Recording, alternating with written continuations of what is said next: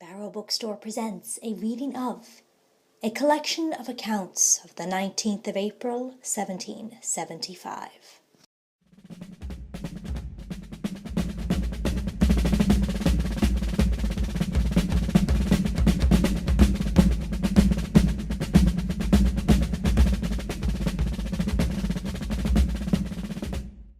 Sworn account of 34 Minutemen on April 25th, 1775, before 3 justices of the peace.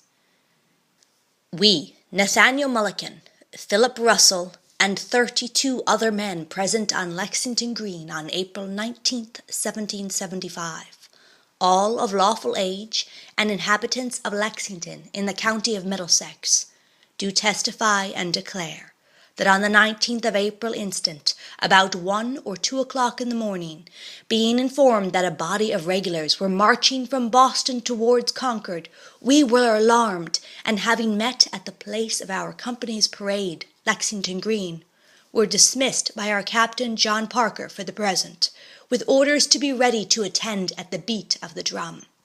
We further testify and declare that about 5 o'clock in the morning, hearing our drum beat, we proceeded towards the parade, and soon found that a large body of troops were marching towards us. Some of our company were coming to the parade, and others had reached it, at which time the company began to disperse. While our backs were turned on the troops, we were fired on by them, and a number of our men were instantly killed and wounded. Not a gun was fired by any person in our company on the regulars, to our knowledge, before they fired on us, and continued firing until we had all made our escape. Lexington, April 25th, 1775.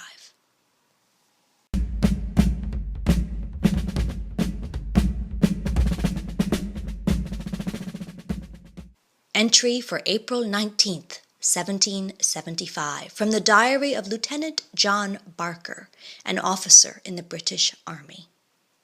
19th. At 2 o'clock we began our march by wading through a very long ford up to the Middles. After going a few miles, we took 3 or 4 people who were going off to give intelligence. About 5 miles on this side of a town called Lexington, which lay in our road, we heard there were some hundreds of people collected together, intending to oppose us and stop our going on. At 5 o'clock we arrived there, and saw a number of people, I believe between 200 and 300, formed in a common in the middle of town. We still continued advancing, keeping prepared against an attack, though without intending to attack them. But on our coming near them, they fired on us 2 shots, upon which our men, without any orders, rushed upon them, fired, and put them to flight. Several of them were killed. We could not tell how many, because they were behind walls and into the woods. We had a man of the 10th Light Infantry wounded. Nobody else was hurt. We then formed on the common, but with some difficulty. The men were so wild they could hear no orders. We waited a considerable time there, and at length proceeded our way to Concord.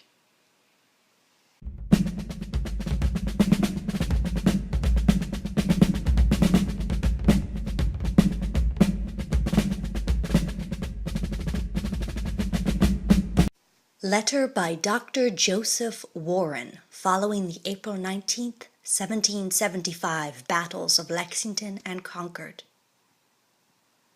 To the inhabitants of Great Britain, in Provincial Congress, Watertown, April 26th, 1775. Friends and fellow subjects, hostilities are at length commenced in the colony by the troops under command of General Gage, and it being of the greatest importance that an early, true, and authentic account of this inhuman proceeding should be known to you, the Congress of this colony have transmitted the same, and, from want of a session of the Honorable Continental Congress, think it proper to address you on the alarming occasion. By the clearest depositions relative to the transaction, it will appear that on the night preceding the 19th of April instant, the town of Lexington was alarmed, and a company of the inhabitants mustered on the occasion. That the regular troops, on their way to Concord, marched into the said town of Lexington, and the said company, on their approach, began to disperse. That, notwithstanding this, the regulars rushed on with great violence, and first began hostilities by firing on said Lexington company, whereby they killed 8 and wounded several others. That the regulars continued their fire until those of said company, who were neither killed nor wounded, had made their escape.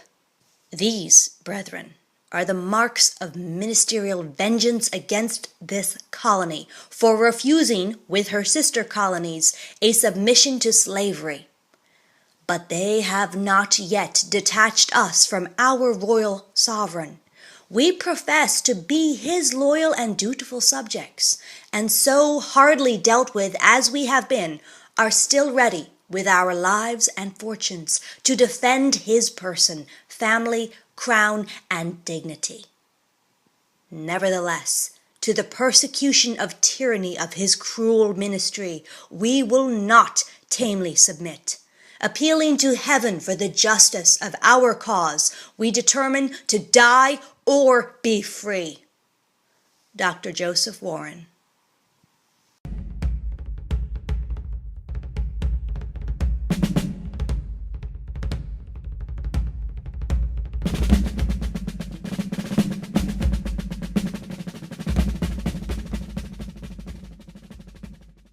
Newspaper account of the Battle of Lexington and Concord from the London Gazette, June 10th, 1775. Lieutenant Nunn of the Navy arrived this morning at Lord Dartmouth's and brought letters from General Gage, Lord Percy, and Lieutenant Colonel Smith, containing the following particulars of what passes on the 19th of April between a detachment of the King's troops in the province of Massachusetts Bay and several parties of rebel provincials. Lieutenant Colonel Smith finding, after he had advanced some miles on his march, that the country had been alarmed by firing of guns and ringing of bells, dispatched 6 companies of light infantry in order to secure 2 bridges on different roads beyond Concord, who, upon their arrival at Lexington, found a body of the county people under arms on a green close to the road, and upon the King's troops marching upon them, in order to inquire the reason of their being so assembled, they went off in great confusion, and several guns were fired upon the King's troops from behind a stone wall, and also from the meeting-house and other houses, by which one man was wounded, and Major Pitcairn's horse was shot in 2 places. In consequence of this attack by the rebels, the troops returned the fire and killed several of them, after which the detachment marched on to Concord without any further happening.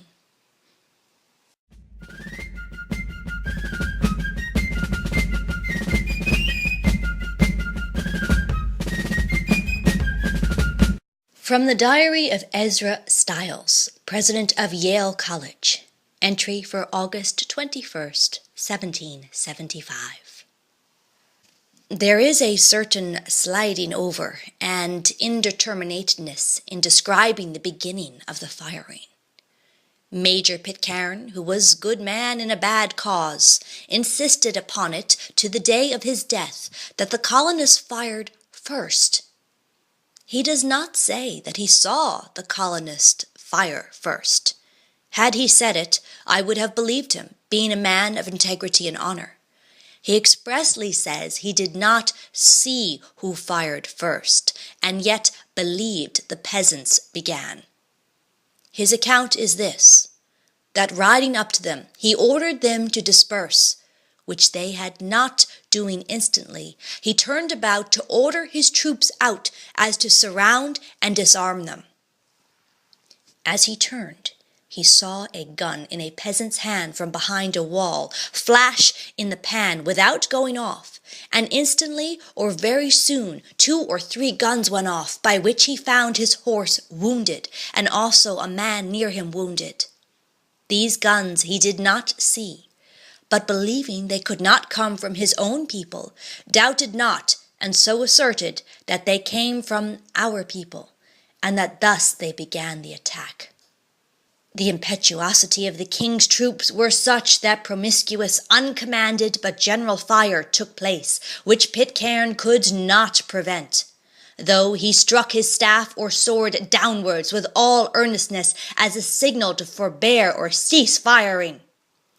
This account Major Pitcairn himself gave Mr. Brown of Providence, who was seized with flour and carried to Boston a few days after the battle, and Governor Sessions told me. Ezra Stiles.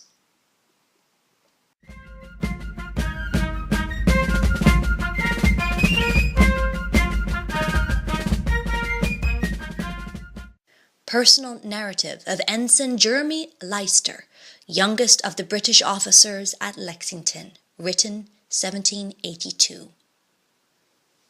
To the best of my recollection, about 4 o'clock in the morning, being the 19th of April, the 5 front companies were ordered to load, which they did.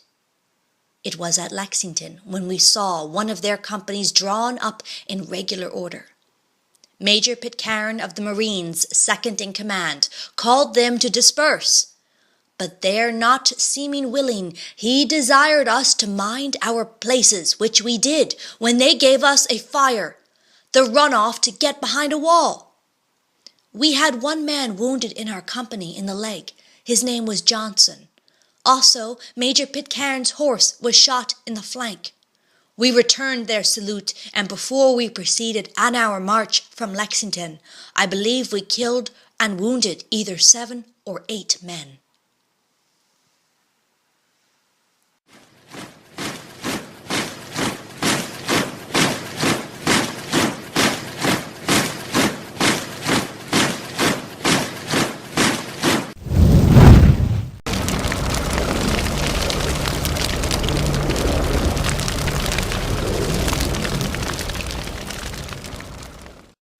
On the 19th of April, 1775, Concord widow Martha Moulton was instrumental in convincing the king's troops to extinguish the fire threatening to burn down the Concord townhouse. A year later, elderly and penniless, widow Moulton appealed for a pension to the General Court of Massachusetts, describing for the court her actions on that fateful day. Martha Moulton, February 4th, 1776. That on the 19th day of April, 1775, in the forenoon, the town of Concord, wherein I dwell, was beset with an army of regulars, who, in a hostile manner, entered the town and drawed up in formation before the door where I live.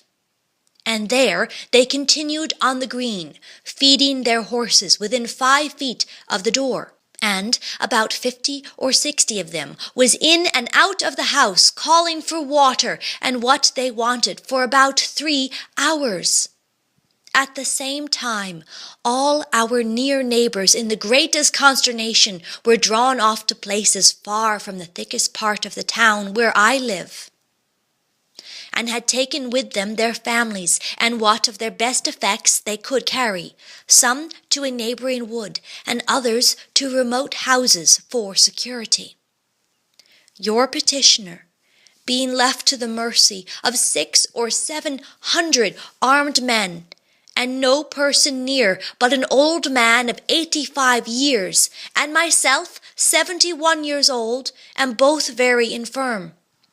It may be easily imagined what a sad condition your petitioner must be in. Under these circumstances, your petitioner committed herself to the divine protection, and was very remarkably helped with so much fortitude of mind as to wait on them as they called with water or what we had, chairs for Major Pitcairn and 4 or 5 more officers, who sat at the door viewing their men. At length your petitioner had by degrees cultivated so much favour as to talk a little with them, when all of a sudden they had set fire to the great gun carriages just by the house, and while they were in flames, your petitioner saw smoke arise out of the town-house, higher than the ridge of the house. Then your petitioner did put her life, as it were, in her hand, and ventured to beg of the officers to send some of their men to put out the fire. But they took no notice, only sneered. Your petitioner, seeing the town-house on fire, and must in a few minutes be past recovery, did yet venture to expostulate with the officers just by her, as she stood with a pail of water in her hand, begging of them to send, etc., when they only said, "Oh, mother, we won't do you any harm." "Don't be concerned, mother," and such like talk. The house still burning, and knowing that all the row of 4 or 5 houses, as well as the schoolhouse, was in certain danger, your petitioner, not knowing but she might provoke them by her insufficient pleading, yet ventured to put as much strength to her arguments as an unfortunate widow could think of. And so your petitioner can safely say that under divine providence she was an instrument in saving the courthouse, and how many more is not certain, from being consumed with a great deal of valuable furniture and at great risk of her life. At last, by one pail of water after another, they sent and did extinguish the fire. And now may it please this honoured court, as several people of note in the town have advised your petitioner thus to inform the public of what she had done, and as no notice has been taken of her for the same, she begs leave to lay this her case before your honours, and to let this honoured court also know that the petitioner is not only so old as to be not able to earn wherewith to support herself, is very poor, and shall think her highly honoured in the favourable notice of this honoured court. As what the petitioner has done was of a public as well as private good, and as your honours are in a public capacity, your petitioner begs that it may not be taken ill in this way to ask, in the most humble manner, something as a fatherly bounty, such as to your great wisdom and compassion shall seem meet, and your petitioner, as in duty bound, for the peace and prosperity of this our American Israel, shall ever pray.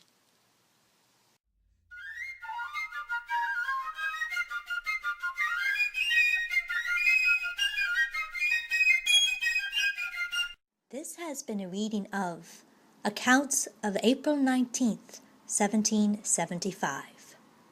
Presented by the Barrow Bookstore, located in historic Concord, Massachusetts, home of the authors, the American Revolution, and the shot heard round the world. Thank you for listening. Join us next week for a reading of The Stand at Concord Bridge by the Reverend William Emerson, Sr., and The Concord Hymn by Ralph Waldo Emerson.